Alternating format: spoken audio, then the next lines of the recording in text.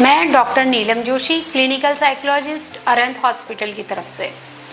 अब हम बात करेंगे यहाँ पर एक और साइकोलॉजिकल डिसऑर्डर की, जो कि जिसको कहते हैं, जो भी एक एडिक्शन में ही आता है, ईटिंग डिसऑर्डर। विभिन्न प्रकार के ईटिंग डिसऑर्डर होते हैं, जिसमें एक एक्सेसिव ईटिंग डिसऑर्डर, जिसमें कि इंसान को या यूँ कहें एडोलसेंस में एज में बच्चों को या छोटे बच्चों को अत्यधिक भूख लगना, और अत्यधिक भूख लगना वो भी अगर वो उसको भूख ना भी हो तो भी खाना खाने के बावजूद भी अत्यधिक भूख लगना। इसके सबसे पहले हम बेसिक लक्षण जो है उसकी तरफ ध्यान देंगे। सबसे पहले आप लोग जो नॉर्मल मील खाते हो, उस मील के अतिरिक्त आपको लगातार खाने की इच्छा करना या खाने की क्रेविंग होना, जिसमें विशेषकर मीठा, ice cream, chips, cold drink, pasta, इस तरीके के जो भी फास्ट फूड हैं उनको खाने की, या मीठा, फैट और अत्यधिक फास्ट फूड वाले आइटम खाने की इच्छा करना, वो भी जब आपने अपना भोजन ग्रहण किया हो। और यह ईटिंग डिसऑर्डर में कब कन्वर्ट होगा? नॉर्मल तो यह एक सामान्य प्रक्रिया है, पर यह एडिक्शन में तब कन्वर्ट होगा जब यह आपकी बेसिक लाइफ स्टाइल को अफेक्ट करने लगेगा, जिसमें पहला सिम्टम्स लगातार खाना खाने की इच्छा करते रहना, भूख ना लगने के बाद भी, भूख ना होने के बाद भी। इसमें मीठा, आइसक्रीम, फास्ट फूड खाने की ही इच्छा करना, न कि कोई हेल्दी फूड खाने की इच्छा करना। तीसरा, इस खाने की आदत से आपका लगातार वज़न बढ़ना या घटना, दोनों ही कारण हो सकते हैं, पर ऑब्सेसिव ईटिंग डिसऑर्डर में वज़न सामान्यतः बढ़ता है। तीसरा, खाना इस तरीके का भोजन न मिलने की स्थिति में इरिटेशन पैदा होना, चिड़चिड़ापन, एंजाइटी होना, घबराहट, जिसको कहेंगे घबराहट फील करना, और इसके अलावा सामान्य रूप से खाने की आदत का विकास न हो पाना। तो यह 3-4 कारण जो और हमारे ये लाइफ स्टाइल में एक नेगेटिव इम्पैक्ट डालना शुरू कर देंगे और हमें सोशली भी हार्म पहुंचाना शुरू कर देंगे। हमारी इन हैबिट्स के कारण हमारे घर पे या हमारी सोसाइटी में, या हम कहीं भी अगर सोशल गैदरिंग में जा रहे हैं, लोगों को परेशानी का सामना करना स्टार्ट हो जाएगा।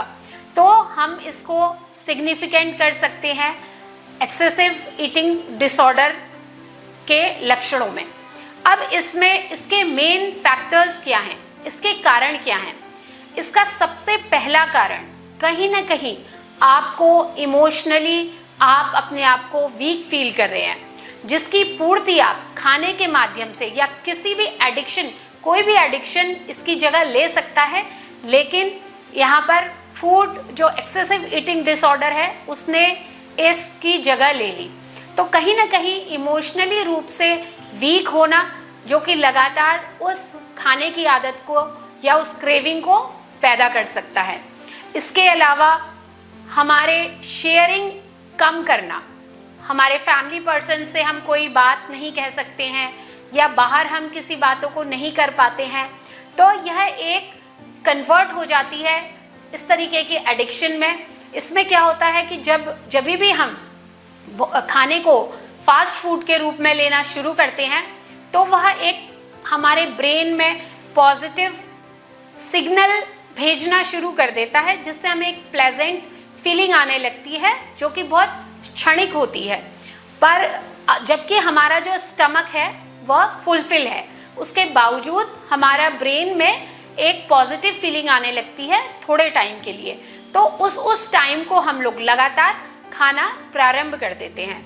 तो अगर हमें इस तरीके से आगे आने वाली समस्याएं, जिसमें एंजाइटी, ओबेसिटी, क्रोनिक पेन, मोटापे का अत्यधिक होना, ये सब कारण जो है किसी भी व्यक्ति में आ सकते हैं।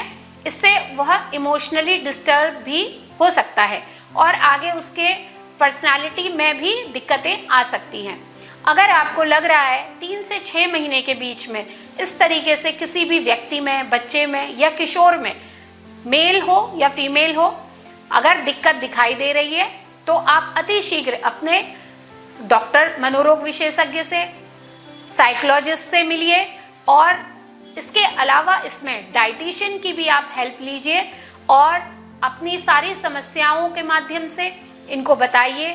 इसमें वही असेसमेंट, सबसे पहले असेसमेंट करके मेन कॉज निकालना कि आखिर क्या कारण है कि एक्सेसिव ईटिंग डिसऑर्डर की जो है हैबिट पड़ी है, और कहीं ना कहीं इस आदत को ठीक करने के लिए दवाइयों की आवश्यकता, काउंसलिंग सेशंस, थेरेपी सेशंस, और इसमें जो मेन रूप से काम करेगा आपका डाइट प्लान, साथ में फिजिकल एक्सरसाइज, जो भी साइकोलॉजिस्ट, डाइटिशियन और साइकेट्रिस्ट मिलके जो भी इसमें प्लान बनाएंगे, गोल्स निर्धारित करेंगे, उसको कम से कम साल भर तक फॉलो करना और उसके अनुरूप चलना।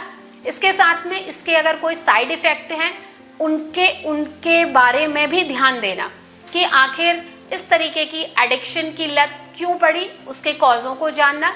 तो इसमें इलाज बहुत ही आसानी से संभव है और इस तरीके के जो भी रोगी हो आप अति शीघ्र डॉक्टर से मिलिए, मनोचिकित्सक और मनोवैज्ञानिक से मिलिए और जांच कराइए और इसमें ट्रीटमेंट संभव है। आगे हम इसमें और different kind of eating disorders के बारे में बात करते रहेंगे जो आगे की क्रम में हमें देखने को मिलेगा। धन्यवाद।